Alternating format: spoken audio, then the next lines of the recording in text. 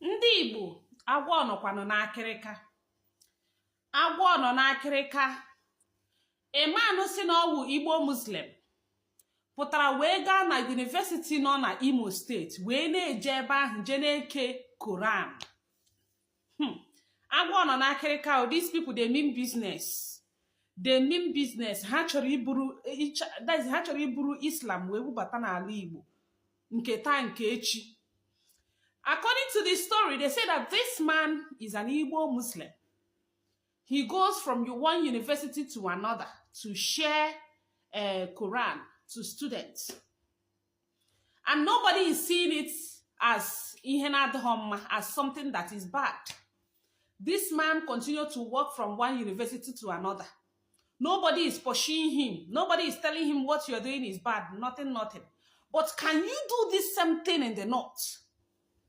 Can a Christian go to the north and go and preach about Christianity?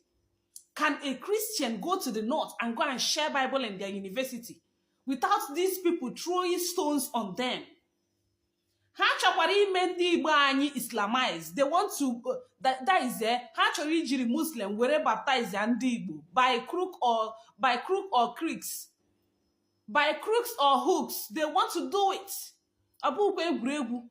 This man is going from one place to another to share their Muslim paper.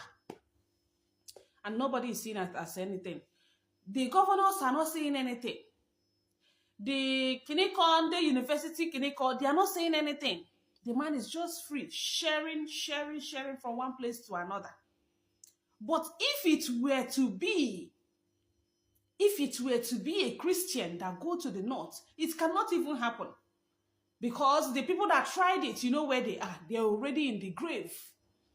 They have sent them to the grave.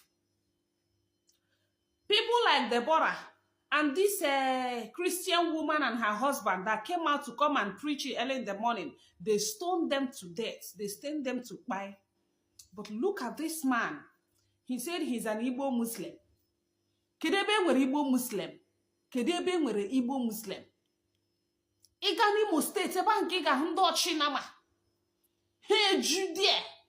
And you know, one thing about these people is, when they are coming, they will be peaceful. But as they are coming, they are bringing more people, they are reproducing, they are bringing their friends and all that. From there, they will dominate the whole place. They will begin to enter into politics. Very soon, ndị ala Igbo, they will, everybody ga under, even they will have a Sharia law in ala Igbo. Small, these people are gaining ground. Small, these people are gaining weight. I'm not here as anything. Nobody wants to say anything. The governor of Enugu State is keeping quiet. The governor of Imo State is keeping quiet.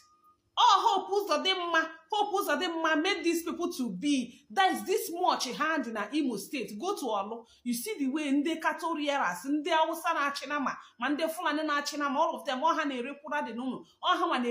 kinds of things. Now, one got from university to university to go and be sharing their Quran. Nobody wants to say anything about it. Very soon, they will bring their Sharia law on Igbo. You don't know these people. Very soon, they will carry their Sharia law. Bubataya na Igbo, and nobody will say anything.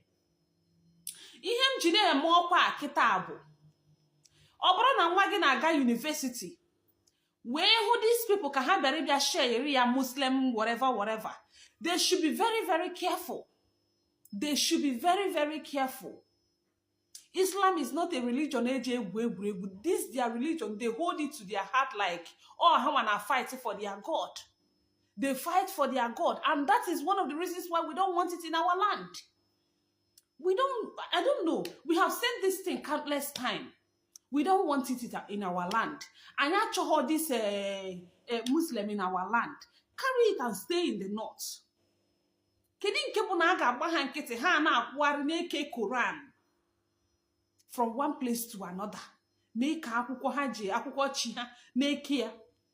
But can a Christian go and do it in the north? Can somebody go and do it in Zamfara or Sokoto or Katsina without being stoned? Ha ga-eji okwute wee tụgo onye ahụ wee tụgbuo the person. But this person is walking from one university to another to go and na-eke akwụkwọ just gba nkịtị. Nobody wants to do anything.